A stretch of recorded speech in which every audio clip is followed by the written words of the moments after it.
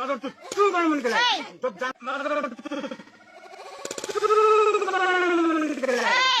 जब जानेंगे। ठीक है, इस कॉलेज का नाम क्या है पता है? क्या है इसका नाम? भेंचुत बोला, इसका नाम क्या है? हमको जानता नहीं क्या है। तो क्यों मगर तू कौन मन के जब जानता नहीं तो क्यों है मगर तू क्यों है अबे? इस कलर का मतलब पता है तुम्हें? इस कलर का मतलब पता है? कटुए भेंचुत 10-12 साल के बच्चे भी नहीं छोड़ते तुम लोग कटुए माधो चोत। समझ में आ रहा है? भेंचुत अभी तुमको मैं पेलूंगा ना, कोई मैं कल पूछेगा भी। দেখতে পাচ্ছেন একটা উগ্রত্ববাদী হিন্দু সংগঠন গেরুয়া গামছা পরে একটা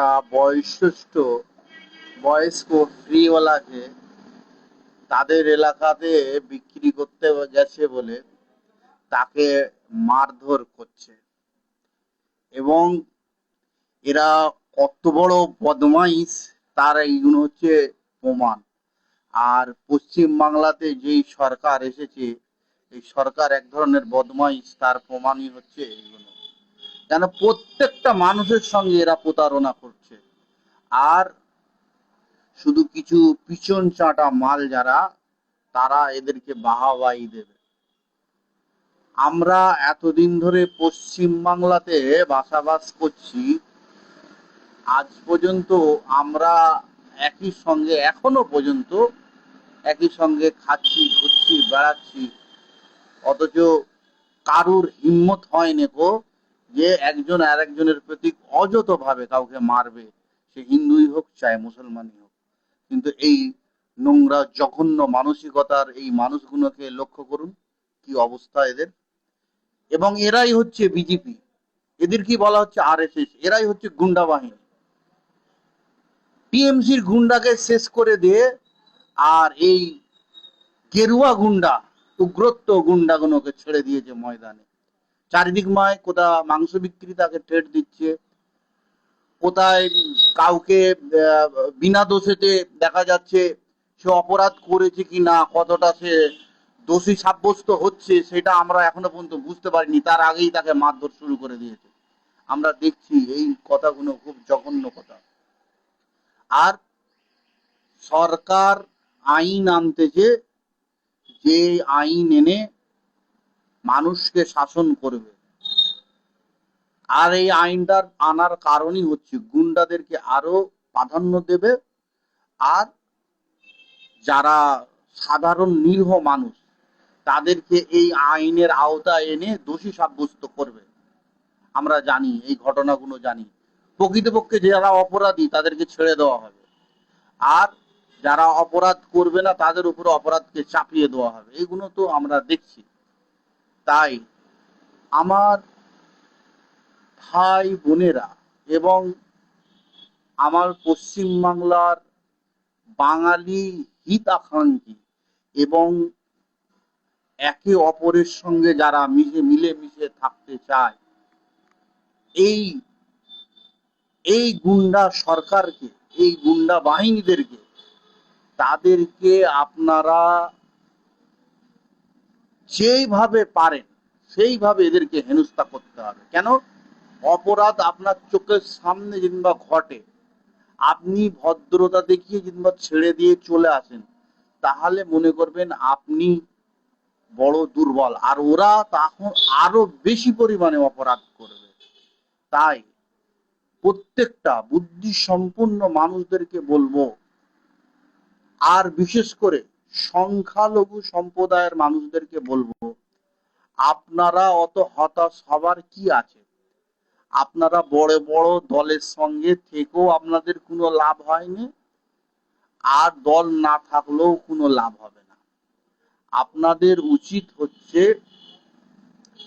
এলাকা ভিত্তিক, প্রত্যেকটা এলাকা ভিত্তিক, ক্লাব ভিত্তিক, প্রত্যেকটা আপনারা নিজেদের মধ্যে একজন করে চয়েস করুন, সে সমস্ত রকমের কথাবার্তা এক্সপার্ট ভাবে বলতে পারে, আর অন্যায় করবে না। আপনার সামনে যখন কোনো অন্যায় ঘটবে, সে যেখানেই হোক, ট্রেনে হোক, বাসে হোক, আশপাশে হোক, যেখানেই হোক, চেষ্টা করবে সেই অন্যায়কে প্রতিবাদ করে বন্ধ করার। কেন এই গুন্ডা বাহিনীরা অপরাধের আস্তে আস্তে মাত্রা বাড়াবে আপনারা চুপ করে থাকার কারণে।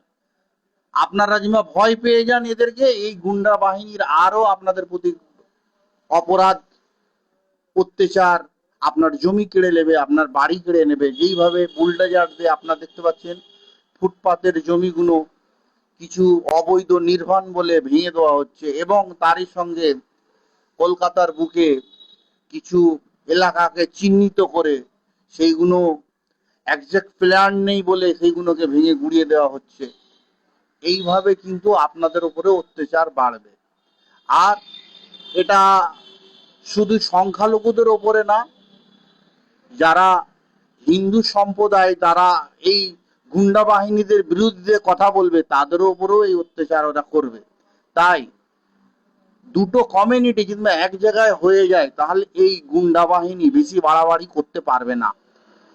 ও সাধনে যে বিলগুলো রাখতে চাচ্ছে সেই বিলগুলো আপনারা জানেন, আজকে ইউনিফর্ম সিভিল কোড, যেটা ইউসিসি বলা হচ্ছে, অভিন্ন দিওয়ানি বিধি, সেই বিলটাকে রাখতে চলেছে। সেটা কোথা? সেটা হচ্ছে এই সদনে পাশ করানো হবে। আমার সরকারের কাছে আমার 10টা প্রশ্ন, যে এই বিল নিয়ে এলে কি লাভ হবে আমাদের এখানে, আর এই বিল নিয়ে আসলে নারী আর পুরুষের অধিকার যে সমান সেইটা কে নির্ধারিত করবে? এই বিল নিয়ে আসলে প্রত্যেক ধর্মের যে ভিন্ন ভিন্ন ধর্মের মতামত আছে সেই ধর্মগুলোকে যখন এক জায়গাতে এক দেশ এক আইনের পরিণত করা হবে তাহলে এদের বিপরীত ব্যবস্থা কি হবে? এই আইন নিয়ে আসার পরে এই আইনের নীতি নিয়মগুলো কারা ঠিক করবে? এতে কি কোনো পাবলিকের মত নেওয়া হবে?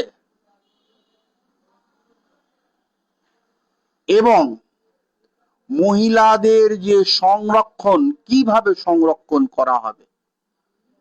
আমি এই প্রশ্নগুলো রাখলাম, এই প্রশ্নগুলোর জবাব দেবেন।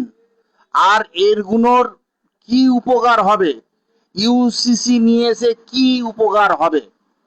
ইউসিসির অনেক ফাঁকফোকর আছে, তারপরেও আপনি যখন সদনে নিয়ে আসছেন, টাটা পোডার মতন আইন কিছু আছে মানুষের সম্পত্তি লুট করে নেবে বলে, সেসব সরকার সেই আইনগুলো নিয়ে আসতেছে। দেশের কোনো সম্পত্তি কেউ জিনবা ভাঙচুর করে, কেউ জিনবা পোড়ায়, সে যেই হোক না কেন, নিঃসন্দেহে এটা অপরাধ। কিন্তু